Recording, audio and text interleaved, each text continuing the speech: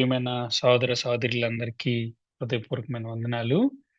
మనం ప్రస్తుతము సత్యవాక విభజనలో భాగంగా ఉపమానాలను మరియు రూపకాలను గ్రహించటం గురించి మనం చూస్తున్నాము. ఉపమానం అంటే ఏంటి అనేది మనం చూసాం. బైబిల్ అధ్యయనంలో ఉపమానాలు, అలంకారాలు, కథా నేపథ్యాన్ని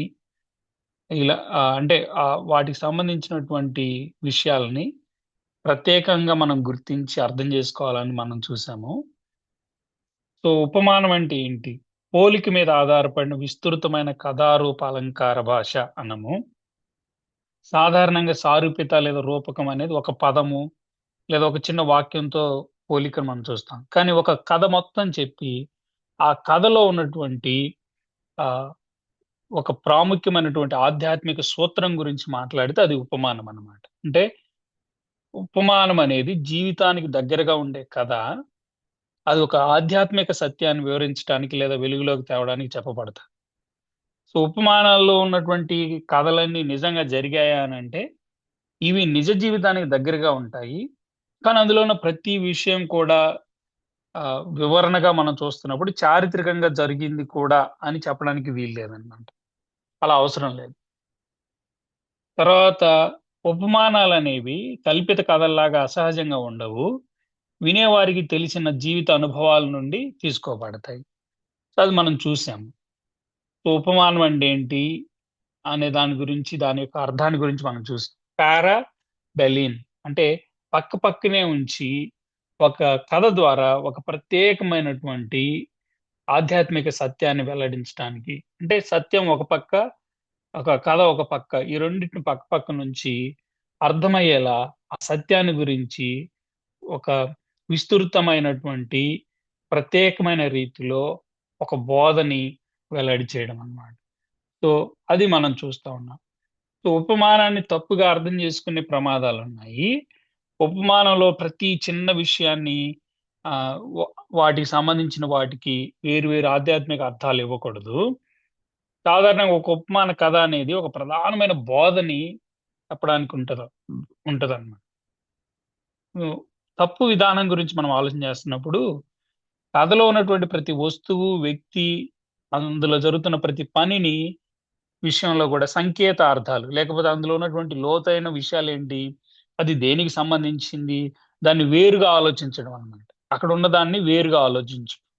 ఇప్పుడు మీరు చూస్తే 'మంచి సమరయుడి' యొక్క ఉ సంబంధించినటువంటి ఆ ఉపమానం కానీ, లేకపోతే ఆ యొక్క నేపథ్యం గురించి ఆ కథ గురించి మనం ఆలోచన చేస్తున్నప్పుడు, అందులో మనం ప్రాముఖ్యంగా చూస్తున్నప్పుడు పూటకోలిల్లంటే ఒక ప్రత్యేకమైన అర్థాన్ని వెతకటము. ఇచ్చిన 2 నాణాలకి వేరే అర్థాలు వెతకడం. ఇలాంటియన్నీ కూడా కరెక్ట్‌గా కాదనమాట. కారణం ఏంటంటే, అక్కడ ఉపమానము ఒక ప్రత్యేకమైనటువంటి ఉద్దేశ్యంతో ప్రభు చెప్తున్నాడు. ప్రధానమైన బోధ ఒకటుంది అందులో. దాన్ని గ్రహించమని చెప్తున్నాడు. కానీ మనం ఏం చేస్తామంటే కొన్ని సార్లు ఆహ్, ప్రధానమైన విషయాన్ని తప్పితే మిగిలిన వాటన్నిటిని కూడా మనము చాలా శ్రద్ధతో చూస్తామనమాట. అది చాలా ప్రమాదం. సో, కథ యొక్క ప్రధానమైన బోధన గుర్తించటమే ఉపమానాల్లో ఉపమానాలు మనం స్టడీ చేస్తున్నప్పుడు మనం ప్రాపర్‌గా అర్థం చేసుకోవాలి. సో, అది మనం చూసాం. సో, ప్రభువారు ఎందుకు ఉపమానాల్లో బోధించారు అనంటే మనం చూసాము. సత్యాన్ని వెల్లడించటానికి, సత్యాన్ని దాచడానికి, సత్యాన్ని అవిశ్వాసంతో ఉన్న వారికి వాళ్ళు అంటే సత్యాన్ని దాచటం అంటే ఇక్కడేంటంటే, అవిశ్వాసంతో ఉన్న వారి నుండి వారి హృదయాలు వెలిగించబడనందున, వారి హృదయాలు ఆహ్, లోబడే మనసు లేకపోవడం వలన అది వాళ్ళకి దాచబడుతుందనమాట. ఎప్పుడైతే వారి కన్నులు వెలిగించబడతాయో ప్రభు చెప్తున్న బోధ వాళ్ళకి అర్థమవుతది. అందులో ఉన్న ఆధ్యాత్మికమైన సత్యం వాళ్ళకి అర్థమైద్ది. లేదంటే అదొక కథలాగానే మిగిలిపోయిద్దనమాట వాళ్ళకి. తర్వాత వినేవారి హృదయం అనేది కీలకమనే ఉద్దేశ్యంలో చెప్పడం. ఉపమానాలు ఆసక్తిని రేపడతాయి అనేది మనం చూసాము. ఆలోచింపచేస్తాయి. అలాగే ఉపమానాలు ఆయుధంలాగా కాకుండా అద్దంలాగా పనిచేస్తాయి. సో, అందుకని ప్రభువారు ఉపమానాల్లో బోధించారని కొన్ని విషయాలు మనం చూస్తాము. ప్రభు చెప్పిన ఉపమానాల గురించి మనం చూస్తున్నప్పుడు సుమారు 35 ఉపమానాలు మనం గుర్తించొచ్చనమాట. 35 ఉపమానాలు. ఈ ఉపమానాల్లో మనం చూస్తున్నప్పుడు ఆహ్, 2 ఇళ్ళ ఉపమానం మనం చూస్తాం. మత్తయి సువార్త 7 అధ్యాయంలో ఇసుక మీద కట్టిన ఇల్లు, అలాగే బండ మీద కట్టిన ఇల్లు గురించి మనం చూస్తాం. అలాగే కొత్త బట్ట మరి ద్రాక్ష రసం గురించి కూడా మనం చూస్తాము. తర్వాత విత్తువాని ఉపమానము, గోధుమల మధ్య గురుగులు, అలాగే ఆవగింజ, పులిసిన పిండి గురించి, దాచబడిన నిధి గురించి, అమూల్యమైన ముత్యం గురించి మనం చూస్తాము. చేపలు పట్టే వల గురించి, క్షమించని దాసుని గురించి, ద్రాక్ష తోటలో పనిచేసే వాళ్ళ గురించి, ఇద్దరు కుమారుల గురించి కూడా మనం చూస్తాము. ద్రాక్ష తోట యజమాని గురించి కూడా మనం చూస్తాం. తర్వాత రాజకుమారుని యొక్క పెండ్లి విందుకి అనేకులు ఆహ్వానించబడటం గురించి మనం చూస్తాము. ఇద్దరు దాసుల గురించి కూడా మనం చూస్తాము. 10 మంది కన్యకల గురించి, అందులో 5గురు బుద్ధిగల కన్యకలు, 5గురు బుద్ధి లేని కన్యకల గురించి మనం చూస్తాం. తలాంతుల గురించినటువంటి ఉపమానము, రహస్యంగా పెరిగినటువంటి విత్తనము విస్తృతంగా వ్యాపించటం గురించి మనం చూస్తాము. తర్వాత ద్వారపాలకుడి గురించి, అలాగే మొండి పిల్లలు అంటే స్పందన లేని పిల్లలు, ఏది జరుగుతున్నా సరే స్పందన లేని వాళ్ళలాగా ఉన్నటువంటి ప్రజలుగా పరిసయ్యులు, శాస్త్రులు, ఇశ్రాయేలు ప్రజల గురించి ప్రభు చెప్పిన ఉపమానము.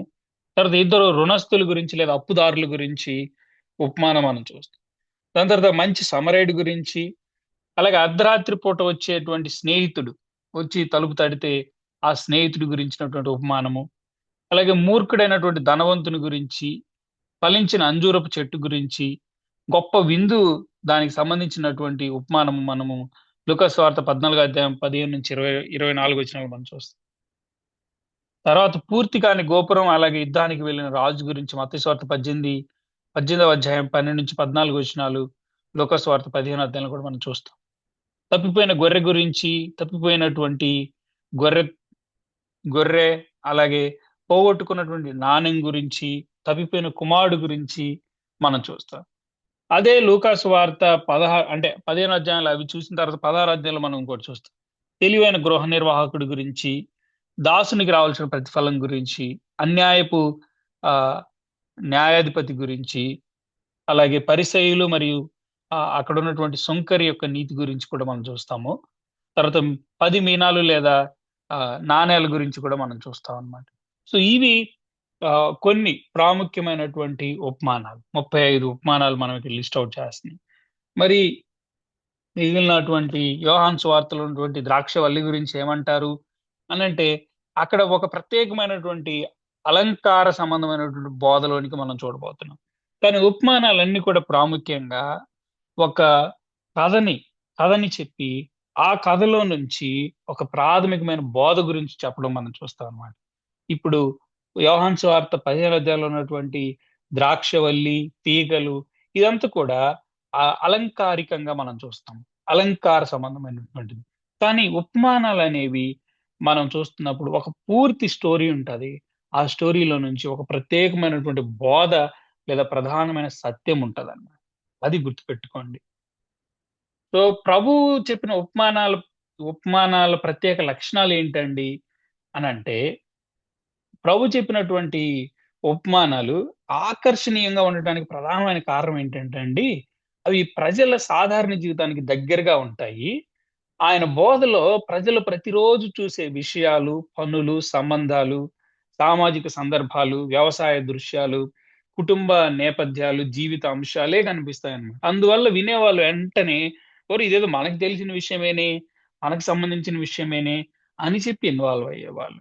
అలాంటి వాటి గురించి ప్రత్యేక లక్షణాల గురించి మనం చూస్తే మనకు కనపడతాయి కొన్ని విషయాలు. ఏంటంటే, ఒకటి దైనందిన జీవిత అంశాలు. అంటే వ్యాపార జీవితాలు గాని ఆహ్, ఎక్కువ అంటే ప్రభు బోధలో కనిపించే విషయాలు ఒకవేళ మనం చూస్తే దైనందిన జీవిత అంశాలు ఎలాంటివి? వ్యాపార జీవితము, వ్యవసాయ జీవితము, గృహ జీవితము, సామాజిక సందర్భాలు, మత సంబంధ వ్యక్తులు, పౌర లేదా రాజకీయ అంశాలు మనం చూస్తాం. అంటే వ్యాపార జీవితం గురించి మనం చూస్తున్నప్పుడు మత్స్యకారుడి గురించి, లేకపోతే అక్కడ ఉన్నటువంటి వ్యాపారులు, ధనము, వడ్డీ వ్యాపారుల గురించి, అప్పుల గురించి, నిధి గురించి, యజమానులు, సేవకులు, రుణస్థులు, సుంకర్లు, ముత్యాలు ఇవన్నీ కూడా దైనందిన జీవిత అంశాలు. వ్యాపారాలు, వ్యవసాయము, గృహానికి సంబంధించి ఇవన్నీ మనం చూస్తా ఉంటాం. ఇంకా ఒక ప్రత్యేకమైన లక్షణం ఏంటంటే, ప్రభు ఉపమానాల్లో ఉత్కంఠ. అంటే ఈ కథ వింటున్నవారు ఆహ్, తరచుగా అంటే ప్రభు చెప్తున్నటువంటి ఉపమానాల్లో తరచుగా ఉత్కంఠ ఉంటది. కారణం ఏంటంటే కథ వింటున్నవారు ఇప్పుడు ఏమవుతుంది అని చాలా ఉత్కంఠగా ఎదురు చూస్తారన్నమాట. అని ఆలోచిస్తారు. మనం చూస్తే చాలా ఉపమానాలు అంటే క్షమించని దాసుడు ఎవరైతే ఉన్నారో అంటే తాను క్షమించబడ్డాడు కానీ ఇప్పుడు మరొకరికి కరుణ చూపకపోతే యజమాని ఏం చేస్తాడు అనే ప్రశ్నొస్తది కదా!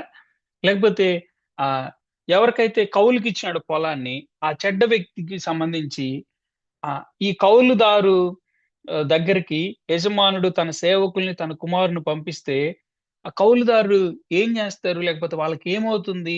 అనే దాని గురించి. లేకపోతే వివాహ విందు గురించి మనం జేస్తున్నప్పుడు, ఆ విందులో వస్త్రం లేని వాళ్ళ సంగతిని ఆహ్, ఆహ్, ఎవరైతే వస్తున్నారో విందుకి వాళ్ళని రాజు ఎలా చూస్తాడు? అనేది. తప్పిపోయిన కుమారుడి దగ్గరికి మనం వస్తున్నప్పుడు, ఆ తిరిగొస్తున్న కుమారుని తండ్రి స్వీకరిస్తాడా? అసలు మామూలుగా కాదనమాట.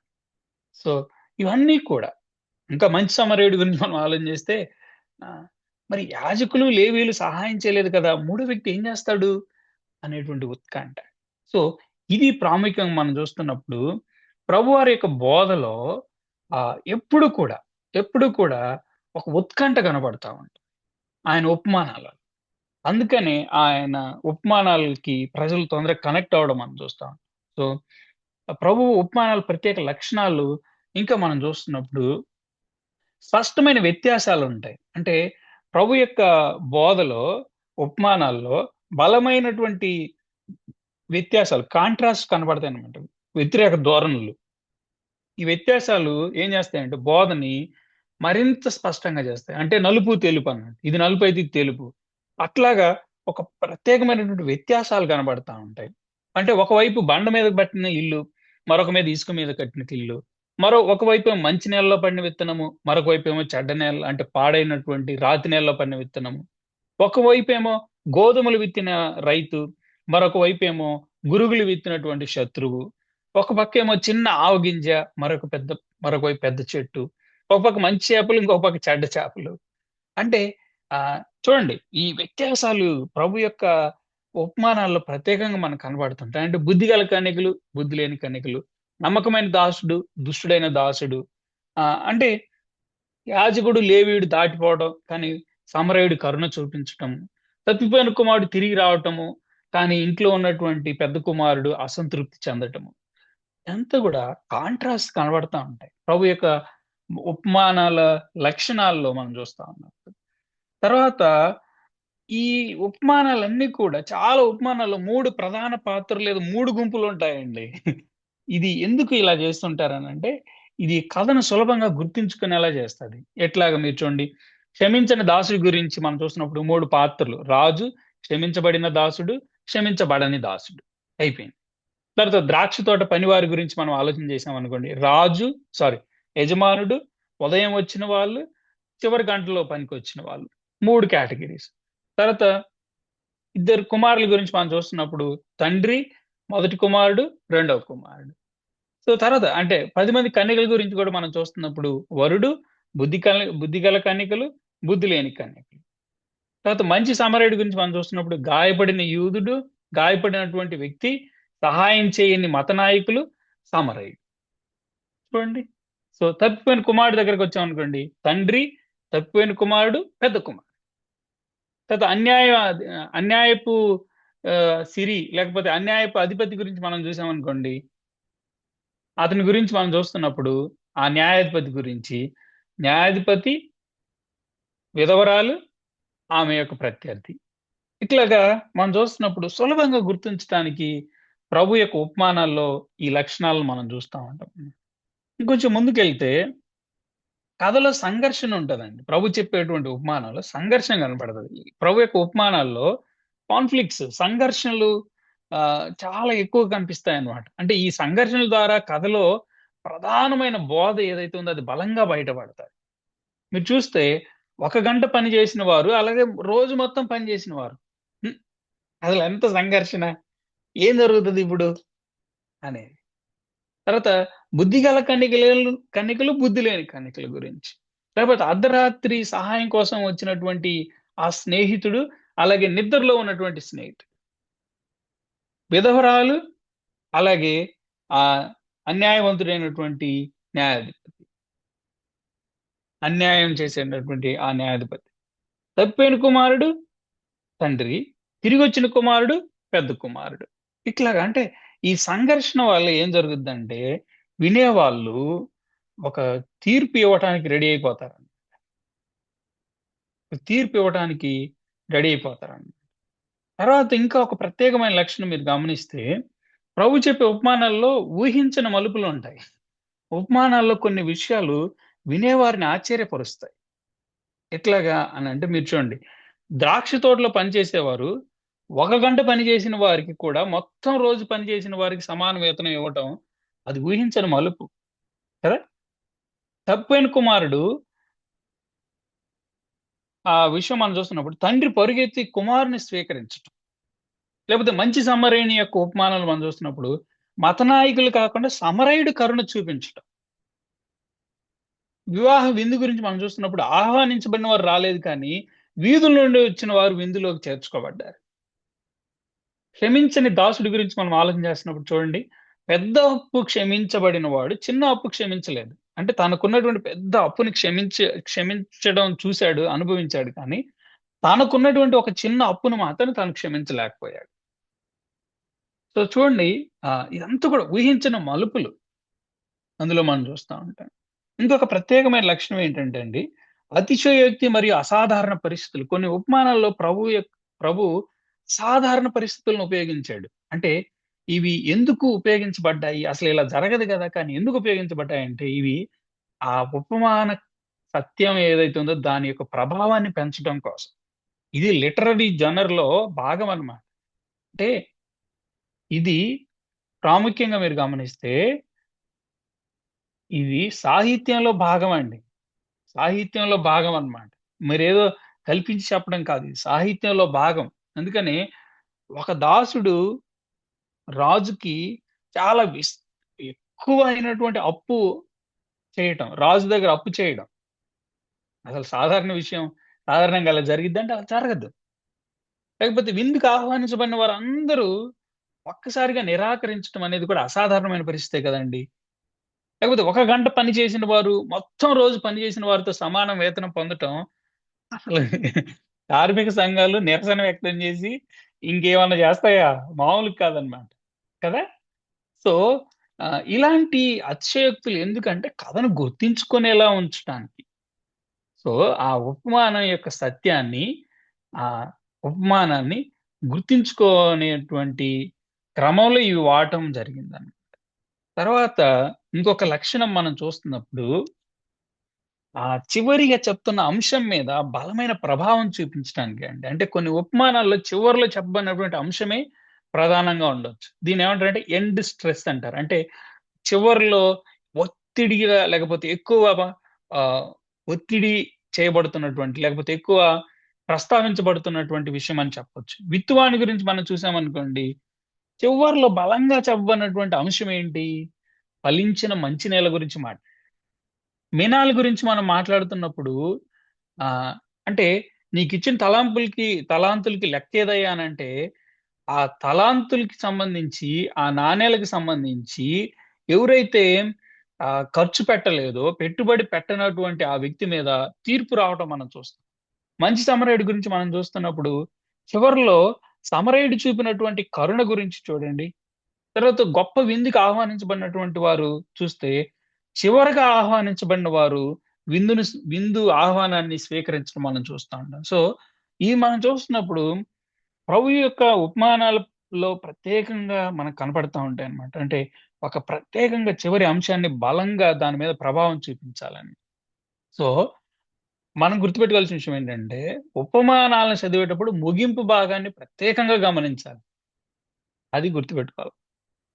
తర్వాత ఇంకొక ప్రత్యేకమైనటువంటి లక్షణం ఏంటంటే అండి, ప్రభువారు చెప్తున్నటువంటి ఉపమానాల్లో ప్రత్యక్ష సంభాషణ ఉంటది. అంటే ప్రభు యొక్క ఉపమానంలో ఉన్నటువంటి పాత్రలు మాట్లాడతాయి. అందుకని ఆ ఉపమానం చాలా జీవంగా కనిపిస్తదనమాట. చాలా ఇదేంది ఇంత సజీవంగా ఉంది ఈ విషయాలు అంటారనమాట. ఉదాహరణకు చూడండి కొన్ని తప్పిన కుమారుడు తనలో తాను ఏమనుకున్నాడు? ఆ తండ్రి ఇంట్లో అనేకమైనటువంటి కూలీలున్నారు. వాళ్ళందరికి సమృద్ధి అయిన ఆహారం ఉంది. నేను మాత్రం ఇక్కడ ఆకలితో చచ్చిపోతున్నాననుకున్నాడు. అలా మాట్లాడుతున్నాడు. తర్వాత ధనవంతుడు తనలో తాను ఏమనుకున్నాడు?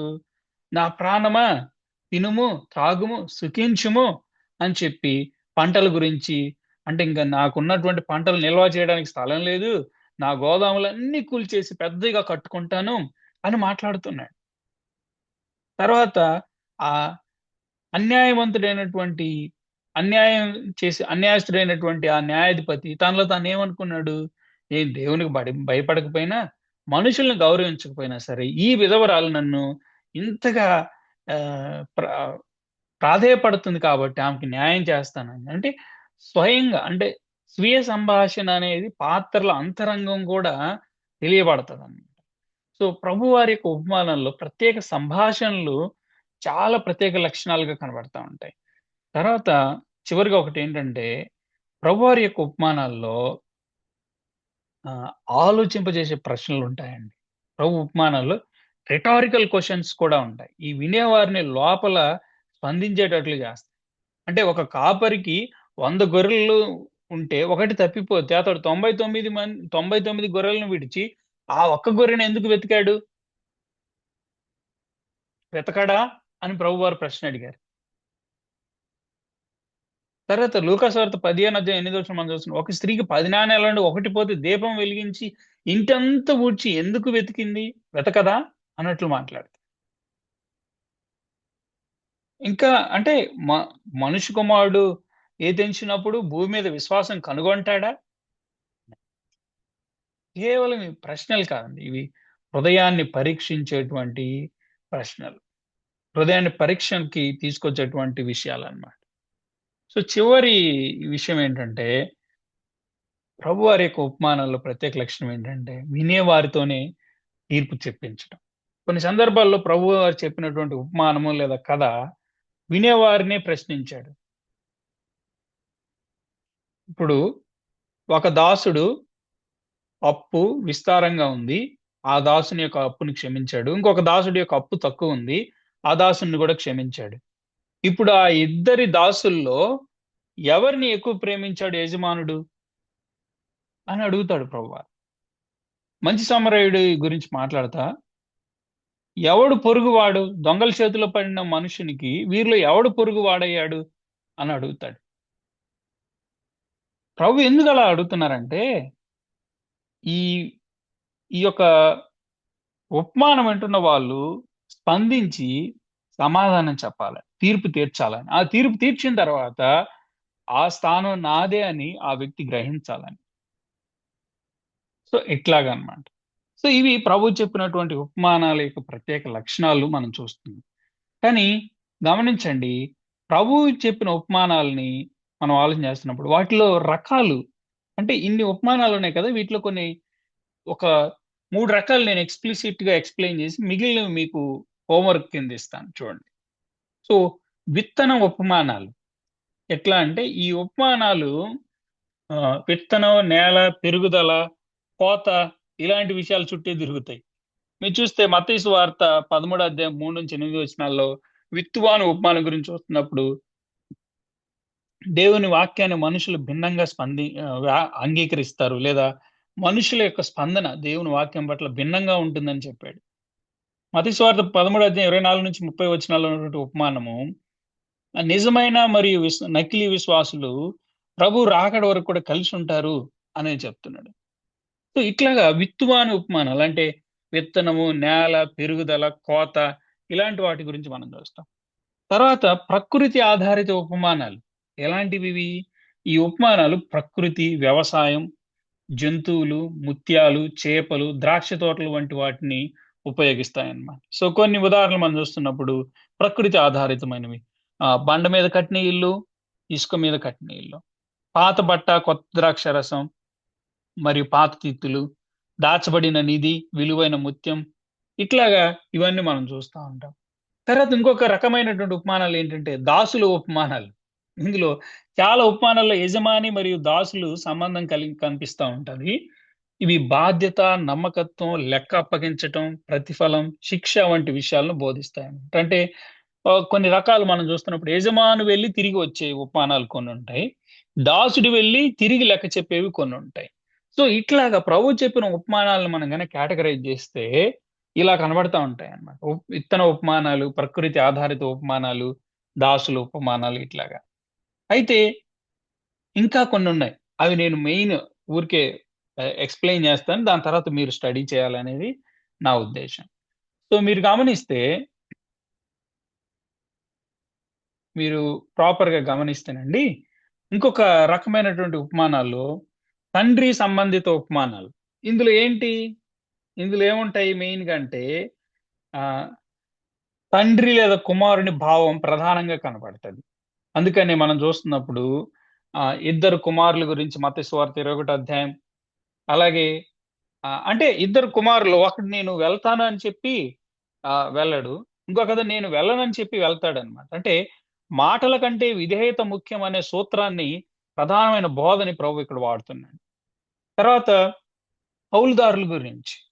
అంటే కౌలుదారుడు అంటే ఈ యొక్క యజమానుని యొక్క దాసుల్ని తృణీకరించాడు. యజమాని యొక్క కుమారుని కూడా తృణీకరించాడు. మత్తయి సువార్త 21 అధ్యాయం 33-46 వచనాల్లో ఏమని చెప్తా ఉన్నాడంటే, కుమారుణ్ణి తిరస్కరించడం అనేది తీవ్రమైన విషయం అని చెప్తా ఉన్నాడు.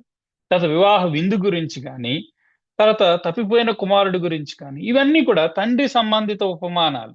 తండ్రి సంబంధిత ఉపమానాలు. ఇందులో ప్రధానమైనటువంటి భావం, తండ్రి లేదా కుమారునికి సంబంధించినటువంటి భావం ప్రధానంగా కనపడతది.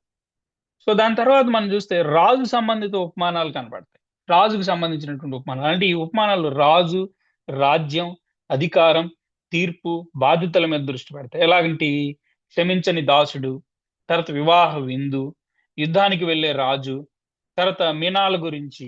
అంటే దేవుని రాజ్యంలో రాజు అధికారము, తీర్పు, కృప, బాధ్యత ఇవన్నీ ఎంత ముఖ్యమైనవో వివరించటానికి రాజు సంబంధిత ఉపమానాలు ప్రభు చెప్పినట్లుగా మనం చూస్తాం. తర్వాత ధనం లేదా నిధి సంబంధిత ఉపమానాల గురించి మనం చూస్తాం. అంటే ప్రభువారు ధనం గురించి, అప్పు గురించి, నిధి, వేతనం, ముత్యం, లెక్కలు వంటి విషయాల ఆధారంగా ఆధ్యాత్మిక సత్యాలని వివరించాడు. సో, మనం చూస్తున్నప్పుడు దాచబడిన నిధి గురించి గాని, తర్వాత విలువైన ముత్యం గురించి గాని, క్షమించని దాసుడు, ద్రాక్ష తోటలో పనిచేసే పనివారు, తలాంతుల గురించి, ఇద్దరు రుణస్థుల గురించి, మూర్ఖుడైనటువంటి ధనవంతుడి గురించి, తెలివైన గృహ నిర్వాహకుడి గురించి గాని, పరిసయుడు గురించి, సుంకరు గురించి గాని, సో, మినాల గురించి గాని మనం చూస్తా ఉంటాం. సో, ఇదొకటి మనం చూస్తా ఉంటాం అన్నమాట. దాని తర్వాత కోత లేదా ఫలితానికి సంబంధించినటువంటి ఉపమానాలు. అంటే ఈ ఉపమానాలు చివరి ఫలితం, కోత, లెక్క, తీర్పు వంటి అంశాలని గురించి మాట్లాడతాయి. అంటే గోధుమలు, గురుగులు, ఆహ్, అలాగే చెడ్డవాడైనటువంటి ఆ యొక్క కౌలుదారుడి గురించి గాని, తలాంతుల గురించి గాని, రహస్యంగా పెరిగేటువంటి దేవుని రాజ్య విస్తరణ గురించి కానీ మనం చూస్తామనమాట. ఇంకోటి ప్రాముఖ్యమైన విషయం ఏంటంటే అండి, ఈ స్త్రీలకు సంబంధించిన ఉపమానాలు. కొన్ని ఉపమానాలు స్త్రీలు ముఖ్య పాత్రలు పోషించారు. ఎట్లా అంటే, పులిసిన పిండి ఉపమానంలో గాని, పోయిన నాణెం గురించి కానీ, 10 మంది కన్యకల గురించి, అంటే లేకపోతే అన్యాయస్తుడైనటువంటి న్యాయాధిపతి, అలాగే విధవరాలు విషయంలో కూడా. అంటే దేవుని రాజ్య బోధనలో ఆహ్, ఈ యొక్క గృహ జీవితం గాని, స్త్రీల పాత్ర గాని, సిద్ధత గాని, వెదకటం గాని, ఇవన్నీ కూడా చాలా ప్రాపర్‌గా ప్రభువారు తన ఉపమానాల్లో ఉపయోగిస్తా వచ్చారు. అంటే ప్రధానమైన బోధన చెప్పడానికి వీటన్నిటిని వాడుకుంటా వచ్చారు. తర్వాత సామాజిక మరియు గృహ జీవితానికి సంబంధించిన ఉపమానాలు. అంటే ఈ ఉపమానాలు కుటుంబము, విందు, వివాహము, అతిథులు, స్నేహితులు, పిల్లలు, ప్రార్థన, పొరుగువాడు వంటి విషయాలను తీసుకుంటాం. సో, ఇవి మనం చూస్తా వచ్చాం. వివాహ విందు గాని, 10 మంది కన్యకలు గాని, లేకపోతే మొండి పిల్లల గురించి మనం చూసాము. అర్ధరాత్రి నిద్రలేపే స్నేహితుడి గురించి గాని, గొప్ప విందు గురించి గాని, కోల్పోయిన నాణెం గురించి, తప్పిపోయిన కుమారుడు గురించి, దాసునికి రావాల్సిన ప్రతిఫలం గురించి, అలాగే అన్యాయస్తుడైనటువంటి అధిపతి గురించి, న్యాయాధిపతి గురించి, పరిసయుడు మరియు సుంకరి గురించి మనం చూస్తా ఉంటాం అన్నమాట. అంటే దేవుని రాజ్యం కేవలం దేవాలయంలో కాదు. కుటుంబం, స్నేహం, న్యాయం, పొరుగువారి పట్ల కరుణ, ప్రార్థన వంటి జీవిత రంగాలన్నిటిలో కనిపించాలనేటువంటి ప్రధానమైన సత్యాన్ని చెప్పడానికి ప్రభువారు వీటిని వాడుకున్నారు. తర్వాత మనం చూస్తే కొన్ని ఉపమానాలు కరుణ గురించి ఉంటాయి. కరుణ లేదా దయకు సంబంధించినటువంటి కనికరానికి సంబంధించినటువంటి ఉపమానం. ఈ ఉపమానాలు దేవుని కరుణని లేదా దేవుని దయను, కనికరాన్ని మనుషులు కూడా తోటి మనుషుల పట్ల చూపించాల్సినటువంటి కనికరాన్ని గురించి కూడా బోధిస్తాయన్నమాట. అంటే ఇప్పుడు మంచి సమరయుడి గురించి చూసామనుకోండి, గాయపడిన మనిషి మీద దయను చూపించటం. గొప్ప విందు గురించి మనం చూస్తున్నాం అనుకోండి, నిర్లక్ష్యం చేయబడినటువంటి వారిని ఆహ్వానించటంలో, తప్పిపోయిన ఒక గొర్రె కోసం వెతకటం, అలాగే తప్పిపోయిన కుమారుడు తండ్రి పరుగెత్తి స్వీకరించటంలో మనం చూస్తా ఉన్నాం అన్నమాట. సో ఇవి కొన్ని ఉపమానాలు రకాలు. ఇంకా కొన్ని ఉపమానాలు ఉన్నాయి. అవి సంతోష ఉపమానాలు లేదా ఆనంద ఉపమానాలు అనొచ్చు మనం. అంటే ఈ ఉపమానాల్లో కనుగొనటం, తిరిగి రావటం, రక్షణ, దేవుని కృప పైన ఆధారపడటం, ఇవన్నీ కనిపిస్తాయన్నమాట. అంటే దాచబడిన నిధి గురించి చూస్తున్నప్పుడు ఒక విలువైంది దొరికిందని చెప్పడం. ఆనందం ఎందుకు? ఒక విలువైంది దొరికింది. తప్పిపోయిన గొర్రె ఎందుకు? తప్పిపోయింది కనపడింది. పోయిన నాణెం ఎందుకు సంతోషం మీకు అని అడిగితే వాళ్ళంటారు, పోయింది దొరికింది కాబట్టి. తప్పిపోయిన కుమారుడు సంతోషం, ఆనందానికి కారణం ఏంటంటే చనిపోయిన వానిలాగా ఉన్నటువంటి, చచ్చినటువంటి నా చిన్న కుమారుడు మరలా తిరిగి బ్రతికొచ్చినాడు అంత సంతోషం అన్నమాట తండ్రిది.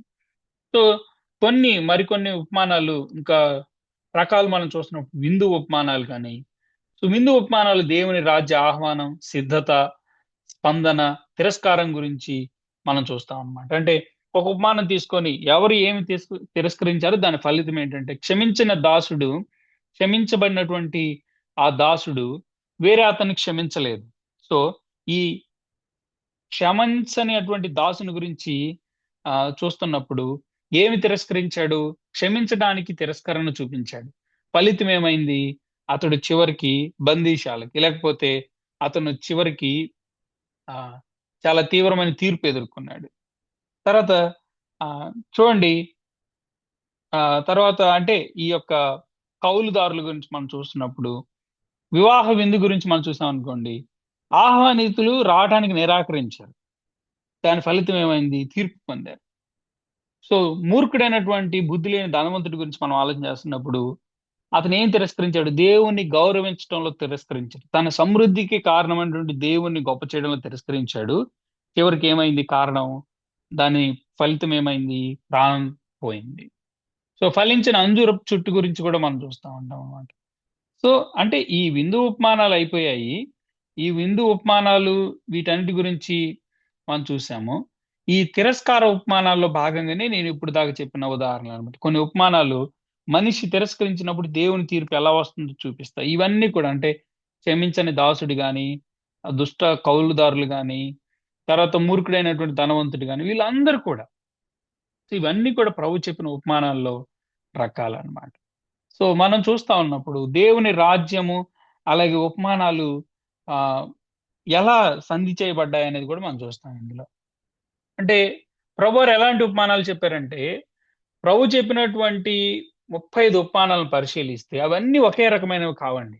కొన్ని ఉపమానాలు ఒకే అంశాన్ని పంచుకుంటాయి. కొన్ని ఒకే రకమైన పాత్రల చుట్టూ తిరుగుతాయి.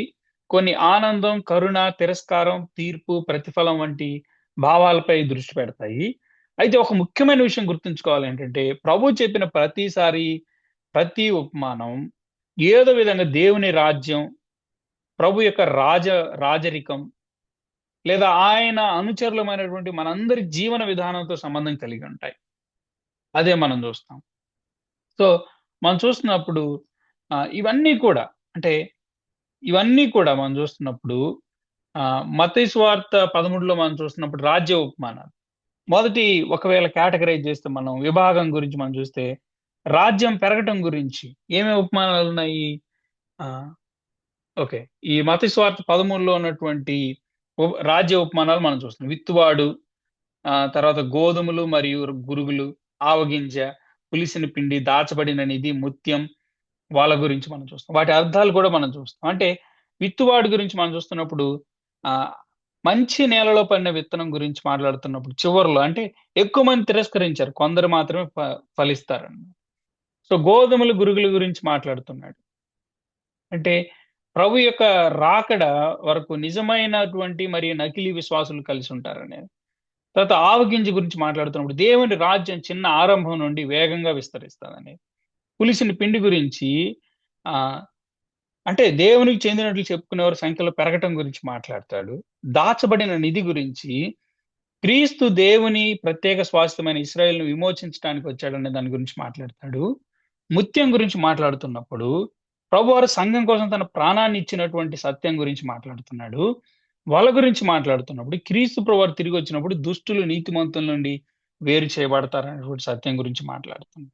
దేవుని రాజ్యం ఉపమానాలు అన్నాం కదా మనం. ఆ రాజ్యంలో ఉపమానాల గురించి మనం ఆలోచిస్తున్నప్పుడు వేరు వేరు విభాగాల గురించి చూడొచ్చనమాట. అంటే దేవుని రాజ్యం పెరగటము, ప్రధానమైన బోధ ఏంటంటే దేవుని రాజ్యం పెరుగుతుంది కానీ మిశ్రమ స్థితి ఉంటుంది.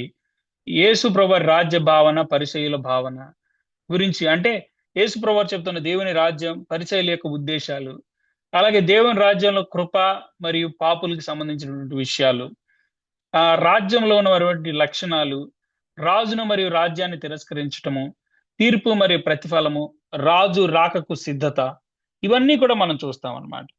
సో, ఇవన్నీ మనము ఆ ఉపమానాల్లో ప్రధానమైనటువంటి విభాగాల్లో వాటి అర్థాలు మనం చూస్తా ఉన్నాం. చివరిగా ఏంటంటేనండి, ఉపమానాలను అర్థం చేసుకోవడానికి కొన్ని మార్గదర్శకాలు. అసలు ఉపమానాలను అర్థం చేసుకుంటున్నప్పుడు ఎలా ఉండాలి? సో, ప్రాథమికంగా గుర్తించాల్సిందేంటంటే, ప్రభు యొక్క ఉపమానాలను సరిగా అర్థం చేసుకోవాలంటే, వాటిని కేవలం మంచి కథలుగా చూడకూడదు. ప్రతి ఉపమానానికి ఒక సందర్భం, ఒక సమస్య, ఒక ప్రశ్న లేదా ఒక బోధ అనేది ప్రధానంగా ఒక ఉద్దేశ్యం ఉంటదండి. కాబట్టి ఉపమానాన్ని అర్థం చేసుకునే ముందు దాని యొక్క సహజమైనటువంటి అర్థం, దాని అక్షరార్థం, చారిత్రక సందర్భం, సాంస్కృతిక నేపథ్యం మరియు ప్రభువారు దాన్ని ఎందుకు చెప్పాడో పరిశీలించాలి. సో, మొదటి విషయం ఏంటంటేండి, ఆ కథ యొక్క సహజ అర్థాన్ని గమనించాలి. అంటే ఉపమానాన్ని మొదట దాని సహజమైన, అక్షరార్థమైన, సాధారణమైన అర్థంలో అర్థం జేసుకోవాలి. మనం ముందే మన ఆలోచనలు కథలో పెట్టకూడదు. మనకి నచ్చింది పెట్టకూడదు. సో, మీరు ఆలోచన జేస్తే ఉపమానం అనేది 2 విషయాలకు వారధిగా పనిచేస్తది. ఒకటేంటి? జీవితానికి దగ్గరగా ఉన్నటువంటి సంఘటన. అంటే కథలో కనిపించే సాహస్య దృశ్యము. రెండోది ఆధ్యాత్మిక సత్యం. ఆ కథ ద్వారా బోధించబడినటువంటి దేవుని సత్యం. సో, వాటిని మనం గమనించాలి. అంటే ఒక ఉదాహరణ చూడండి. బండ మీద కట్టిన ఇల్లు తుఫాన్‌లో నిలబడతది. అంటే ఎంత పెద్ద ఆహ్, గాలొచ్చి కొట్టినా, ఇయన్నొచ్చినా నిలబడతది. ఇసుక మీద కట్టింది కూలిపోతది. అంటే మొదట ఈ యొక్క అర్థాన్ని మనం గ్రహించాలి. అంటే దీని యొక్క సహజ అర్థం ఏంటనేది. తర్వాత అది దేవుని వాక్యాన్ని విని ఆచరించే వ్యక్తి మరియు ఆచరించిన వ్యక్తి మధ్య ఉన్న తేడాన్ని సూచిస్తుందని ఆ కాంటెక్స్ట్‌లో క్లియర్‌గా చదువుతున్నప్పుడు మనకు అర్థమవుతా ఉంటుందన్నమాట. సో, ఇది చాలా ప్రాముఖ్యం మనకి. సో, అక్కడ ఉన్నటువంటి విషయాల్ని అక్షరార్థంగా తీసుకొని, ఏ సందర్భంలో అక్కడ ఉన్నటువంటి అర్థం ఏంటి? దానికి ఏ సందర్భంలో చెప్తున్నాడనేది చాలా ప్రాముఖ్యమండి. తర్వాత ఉపమానాన్ని చెప్పడానికి కారణమైనటువంటి సమస్య గాని, ప్రశ్న గాని, పరిస్థితిని గాని గుర్తించాలి. ప్రభువారు ఎందుకు ఆ సమయంలో ఈ ఉపమానాన్ని చెప్పారు? ఈ ప్రశ్న చాలా ప్రాముఖ్యం. ఎందుకంటే ఒక ఉపమానం వెనక సాధారణంగా ఒక ప్రశ్నైనా ఉంటది. ఒక అభ్యర్థనైనా ఉంటది. ఒక ఫిర్యాదు ఉంటది. ఒక తప్పు ఆలోచన అయిన ఉండుండొచ్చు కొంతమంది. ఒక హెచ్చరిక అయిన ఉండొచ్చు. లేదా ఒక నిర్దిష్ట బోధనా ఉద్దేశ్యం ఉంటది. సో, అది సందర్భం తెలుసుకుంటేనే ఉపమానం యొక్క ప్రధానమైన బోధ స్పష్టమవుతుంది అనేది మనం గుర్తించాలి. తర్వాత మూడో విషయం ఏంటంటేనండి, ప్రశ్నలకు సమాధానంగా చెప్పమనేటువంటి ఉపమానాలున్నాయి. కొన్ని ఉపమానాలు ఎవరో అడిగిన ప్రశ్నలకు సమాధానంగా చెప్పబడ్డాయి. అది గుర్తించాలి. మన సొంత భావాన్ని ఉపమానాల్లో చొప్పించకూడదు. అక్కడ ఉన్నటువంటి సందర్భంలో ప్రశ్నలకు సమాధానంగా చెప్పమన్న ఉపమానాలున్నాయి. ఒక మాటన్నారు. "నీ శిష్యులు ఎందుకు ఉపవాసం ఉండరు?" అంటే ప్రభువారు చెప్పారు. ఇది కొత్త వస్త్రం, కొత్త ద్రాక్షారసం అనే దాని గురించి, పాత బట్ట, కొత్త ద్రాక్షారసం గురించి ప్రభు మాట్లాడడం మనం చూస్తాం. ఏంటి ప్రభువారు చెప్పింది మత సంబంధమైనటువంటి పద్ధతుల్లో ఇమడదు. ప్రభు యొక్క బోధ, ప్రభు యొక్క పిలుపు, ప్రభు యొక్క ఆహ్, శిష్యులు ప్రభుని వెంబడించేవారు. ము అంటే మోస పద్ధతిలో సాగుతున్నటువంటి మతంలో ఇమడలేరు అనేది ప్రభు చెప్తా ఉన్నాడు. ఇంకోటి ఒక ప్రశ్న అడిగాడు. నిత్య జీవం పొందుటకు నేనేమి చేయవలెను బోధకుడా అన్నప్పుడు ఏం చెప్పాడు ప్రభువారు? నా పొరుగువాడు ఎవరు అని అడిగితే ప్రభు ఒక ఉపమానం చెప్పాడు. ఎన్నిసార్లు క్షమించాలి ప్రభు అని అడిగితే ఒక ఉపమానం చెప్పాడు. ఈ అధికారం నీకు ఎవరిచ్చారని అడిగితే ప్రభు ఒక ఉపమానం చెప్పాడు. సో ఇట్లాగా ప్రశ్నలకు సమాధానంగా చెప్పబడిన ఉపమానాలు ఉన్నాయి. ఉపమానం చదవగానే మన సొంత రంగులు వేయకూడదు. ఉపమానాల గురించి ఎందుకు మనం ప్రత్యేకంగా స్టడీ చేస్తున్నాం అంటే, కొత్త నిబంధనలో ప్రాముఖ్యంగా సువార్తల్లో ఉపమానాలు చాలా కనపడతాయి. సుమారు 35 ఉపమానాలు మనం ఇప్పుడు లిస్ట్ అవుట్ చేసాం. ఇవి రాంగ్ గా ఇంటర్ప్రిట్ చేయకూడదు మనం అనేది మన ప్రధానమైనటువంటి లక్ష్యం. తర్వాత అభ్యర్థనలకి సమాధానంగా చెప్పబడిన ఉపమానాలు. కొంతమంది వచ్చి రిక్వెస్ట్ చేశారు, కొంతమంది వచ్చి బ్రతిమాలుకున్నారు, కొన్ని విషయాల గురించి అర్జించుకున్నారు. వారికి సంబంధించి ప్రభా, ఇప్పుడు కొన్ని ఉపమానాలు ఎవరో చేసిన అభ్యర్థనకు స్పందనగా వచ్చాయి. ఎలాంటి అంటే, ప్రభా మాకు ప్రార్థన నేర్పు అన్నాడు. అంటే అర్ధరాత్రి స్నేహితుడు నిద్రపోతున్నాడని తెలిసి కూడా వెళ్ళి అతను దోరుకోవడం, ఇదంతా ఏంటంటే అతని యొక్క పట్టుదల గురించి మాట్లాడుతున్నాడు. తర్వాత నా సహోదరుడికి ఆస్తి పంచమని చెప్పమనంటే ధనవంతుడి యొక్క మూర్ఖత్వాన్ని గురించి ఆ ఉపమానం చెప్పాడు ప్రభువారు. సో ప్రభువారు కేవలం ఆస్తి వివాదాన్ని పరిష్కరించలేదు, ఆయన లోభం అనే లోతైన హృదయ సమస్యను బయటపెట్టాడు. అది అక్కడ విషయం. సో అది ప్రాముఖ్యం. తర్వాత కొంతమంది ఫిర్యాదులకి సమాధానాలుగా చెప్పబడిన ఉపమానాలు ఉన్నాయి. అంటే కొన్ని ఉపమానాలు పరిసయ్యులు లేదా ధర్మశాస్త్ర ఉపదేశకుల యొక్క ఫిర్యాదులకి, సనుగులకి సమాధానంగా చెప్పబడ్డాయి. చూడండి, ఈయన పాపులతో సంబంధం కలిగి ఉన్నాడు అన్నప్పుడు ప్రభు చెప్పిన ఉపమానం ఏంటి? ఇద్దరు రుణస్థులుంటే ఇద్దరిలో ఒక వ్యక్తికి క్షమించాడు, ఇంకొక వ్యక్తిని క్షమించాడు. ఈ ఇద్దరిలో ఎక్కువ క్షమించబడిన వారు ఎవరు అనంటే, ఎవరైతే ఎక్కువగా ప్రేమించబడతారో వారే ఎక్కువ క్షమించబడతారన్నాడు. తర్వాత ఈయన పాపులను స్వీకరించి వారితో భోజనం చేస్తున్నాడన్నారు. అప్పుడు ప్రభువారు ఏం చెప్పారు? తప్పిపోయిన గొర్రె గురించి, కోల్పోయిన నాణెం గురించి, తప్పిపోయిన కుమారుడు గురించి ప్రభు చెప్పాడు. సో ఈ ఉపమానాలు, ఈ యొక్క ఉద్దేశాలు మనం గమనించకపోతే చాలా గొప్ప ప్రమాదం ఉంది. నచ్చిన విధంగా ఉపమానాలని మనం ఇంటర్ప్రిట్ చేసి తప్పు త్రోవలోకి వెళ్ళిపోతామని చాలా జాగ్రత్తగా ఉండాలి. అంటే ఈ సందర్భాలన్నింటిలో కూడా ప్రభువారు దేవుని కృపను ప్రభు యొక్క కృపను స్పష్టంగా చూపించారన్నమాట. అది మనం చూస్తున్నాం. తర్వాత మనం చూస్తే కొన్ని ఉపమానాలు స్పష్టంగా చెప్పబడిన ఉద్దేశంతో ఉన్నాయి అనేది గుర్తించాలి. కొన్ని ఉపమానాలు ఉద్దేశం అక్కడ ఉన్నటువంటి అక్కడే అదే వచన భాగంలో స్పష్టంగా వివరించబడ్డాయని గుర్తుంచుకోండి. అంటే అన్యాయస్తుడైనటువంటి న్యాయాధిపతి గురించి ఎందుకు మాట్లాడుతున్నాడు? ఎల్లప్పుడూ ప్రార్థించాలి, నిరుత్సాహపడకూడదనే ఒక స్పష్టమైన ఉద్దేశంతో ప్రభు చెప్తున్నాడు. పరిసయ్యులు, సుంకరుల గురించి ప్రభు ఎందుకు చెప్తున్నాడు? అంటే పరిసయ్యుడు, సుంకరి యొక్క ప్రార్థన గురించి, వారు దేవాలయంలో చేసిన ప్రార్థన గురించి ఎందుకు చెప్తున్నాడు? స్వనీతి పైన నమ్మకం ఉంచి ఇతరులను తక్కువ చేసే వారికి హెచ్చరించడానికి. మినాల గురించి ఎందుకు చెప్తున్నాడు? తలాంతుల గురించి. అంటే అక్కడ మనం చూస్తున్నప్పుడు దేవుని రాజ్యానికి సంబంధించి మాట్లాడుతూ ఉన్నాడు ప్రభువారు. సో ఇలాంటి సందర్భాల్లో వ్యాఖ్యానం సులభమే. ఎందుకంటే దేవుని వాక్యమే స్వయంగా ఉపమాన ఉద్దేశాన్ని తెలియజేస్తుంది. కాబట్టి అది నమ్మకంగా మనం ప్రజెంట్ చేయాలి, నమ్మకంగా ఇంటర్ప్రిట్ చేయాలి.